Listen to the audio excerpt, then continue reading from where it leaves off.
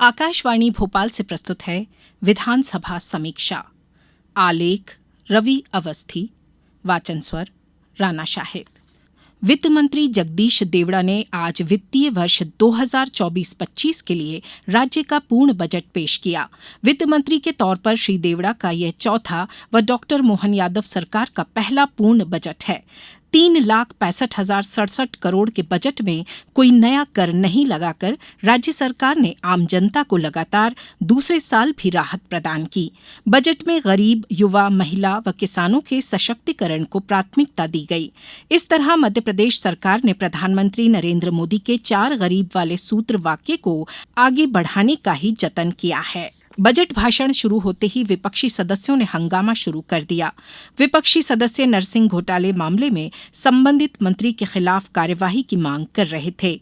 इनका समर्थन करते हुए नेता प्रतिपक्ष उमंग सिंघार ने नरसिंह घोटाले मामले में गलत जानकारी देने का मुद्दा उठाया। विपक्ष के शोर शराबा करने पर विधानसभा अध्यक्ष नरेंद्र सिंह तोमर ने विपक्षी सदस्यों को समझाइश देते हुए शांत रहने का आग्रह किया। वहीं मुख्यमंत्री ने कहा कि विपक्ष मान्य परंपराओं का पालन करे। जो विषय पहले उठाया जा चुका है वह दोबारा नहीं उठाया जा सकता। वहीं संसदीय कार्यमंत्री कैलाश विजयवर्गीय ने विपक्ष के रवैये पर निंदा प्रस्ताव लाने की बात कही।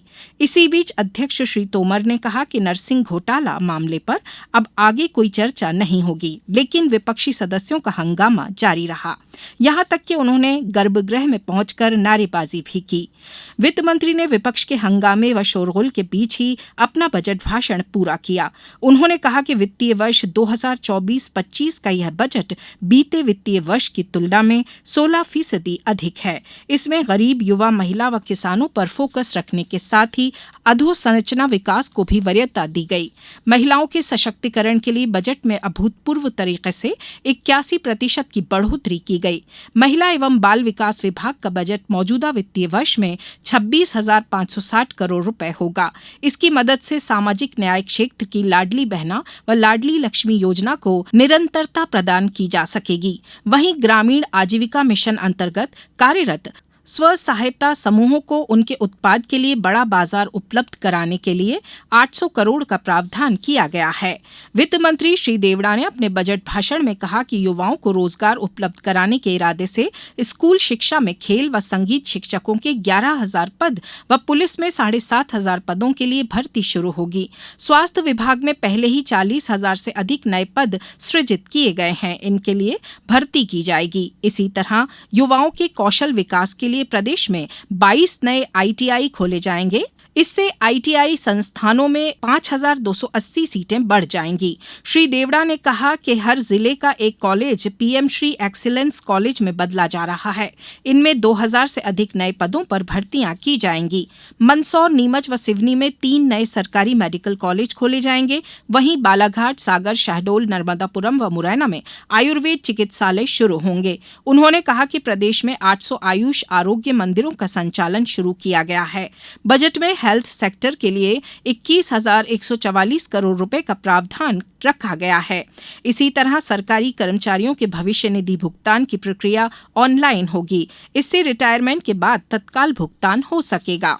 प्रदेश में अनुसूचित जनजाति की विशेष जाति बैगा, सहरिया व भारिया जाति के बच्चों के लिए 22 नए छात्रावास खोले जाएंगे। बजट में अनुसूचित जनजाति उपयोजना अंतर्गत 40,804 करोड़ का प्रावधान किया गया है, जो पिछले वित्तीय वर्ष की तुलना में 3,856 करोड़ रुपए अधिक है। इसी तरह अनुसूचित जाति उपयोजना में 27,900 करोड़ का प्रावधान बजट में किया गया। अधोसंरचना विकास के क्षेत्र में प्रदेश में सड़कों का जाल बिछाने 10,000 करोड़ रुपए का प्रावधान किया गया है। मध्य प्रदेश में आगामी 5 वर्षों के दौरान 299 किलोमीटर लंबा अटल प्रगति पथ, 900 किलोमीटर लंबाई का नर्मदा प्रगति पथ, 676 किलोमीटर लंबा विंध्य एक्सप्रेस वे, 950 किलोमीटर लंबा मालवा निमाड़ विकास पथ, 330 किलोमीटर लंबा बुंदेलखंड विकास पथ व 746 किलोमीटर लंबाई का मध्य भारत विकास पथ निर्मित किया जाना है। बजट में कृषि एवं उद्यानिकी क्षेत्र का भी विशेष ध्यान रखा गया है। इसके चलते कृषि एवं इससे संबंधित क्षेत्र के बजट में 66,605 करोड़ रुपए का प्रावधान किया गया है। राज्य में मोटे अनाज के उत्पादन को बढ़ावा देने के लिए सरकार कोदो कुटकी पर प्रति किलोग्राम 10 रुपए की अतिरिक्त राशि देगी। डिंडौरी में श्री अन्न अनुसंधान केंद्र स्थापित होगा। वहीं मिट्टी परीक्षण प्रयोगशाला के लिए भी बजट में 50 करोड़ रुपए का प्रावधान किया गया है। किसान को सम्मान निधि की राशि देने बजट में 4,900 करोड़ रुपए की व्यवस्था है। वित्त मंत्री ने कहा कि किसानों को गेहूं पर प्रति क्विंटल 125 रुपए प्रोत्साहन राशि देने के लिए बजट में 1,000 करोड़ रुपए रखे गए हैं। वहीं नई योजना के तहत उज्जैन में चना व ग्वालियर में सरसों अनुसंधान केंद्र स्थापित होगा। वहीं अनुसूचित जाति जनजाति के 1 हेक्टेयर तक के भूमि धारकों को 5 हॉर्स पावर तक के विद्युत पंप पर बिजली निःशुल्क मिलेगी, तो अटल कृषि ज्योति योजना अंतर्गत 10 हॉर्स पावर तक के किसानों को ऊर्जा प्रभार में सब्सिडी देने बजट में 11,065 करोड़ रुपए की व्यवस्था की गई है। प्राकृतिक आपदा से होने वाले नुकसान की भरपाई के लिए 2,000 करोड़ रुपए रखे गए हैं। वहीं फसल विविधीकरण योजना के लिए 20 करोड़ रुपए, तो किसानों को ऋण उपलब्ध कराने के लिए 600 करोड़ रुपए का प्रावधान बजट में किया गया है। गौशालाओं में पशु आहार उपलब्ध कराने के लिए 250 करोड़ रुपए का प्रावधान बजट में किया गया है।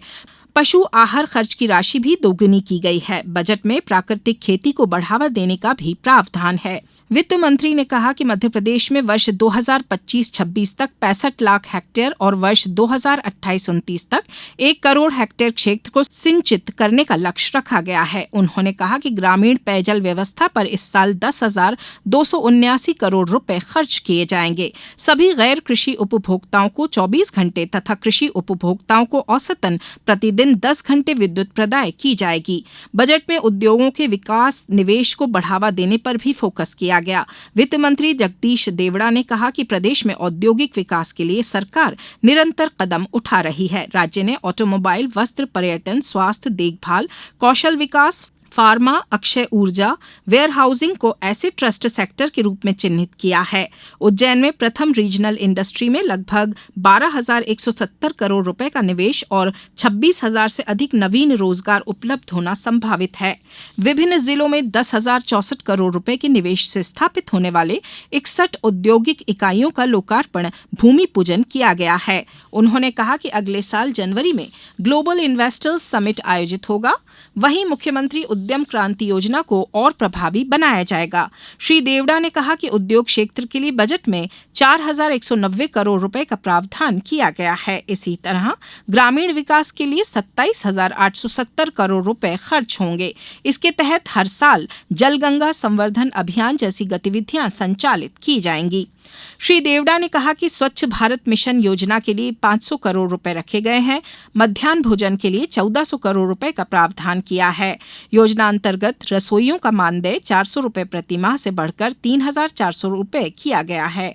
मनरेगा के लिए 3,500 करोड़ रुपए रखे गए हैं। प्रधानमंत्री ग्राम सड़क योजना के लिए 1,800 और इन सड़कों के नवीनीकरण के लिए 900 करोड़ रुपए, प्रधानमंत्री आवास योजना के लिए 4,000 करोड़ रुपए का प्रावधान रखा गया है। बजट में नगरीय विकास के लिए 16,744 करोड़ रुपए का प्रावधान किया गया है। उन्होंने कहा कि नगरीय क्षेत्रों में जन भागीदारी के माध्यम से मुख्यमंत्री जन सहभागिता निर्माण योजना व नगर वनीकरण योजना लागू की जाएगी। जन भागीदारी वाली योजनाओं का मकसद सरकारी खजाने पर वित्तीय भार कम करना है। इससे विकास कार्यों में लोगों की भागीदारी भी बढ़ेगी। उन्होंने कहा कि प्रदेश में डिजिटल तकनीक को बढ़ावा दिया जाएगा। इसके तहत ई विधान, ई कैबिनेट व ई विधायक ऑफिस बनाए जाएंगे।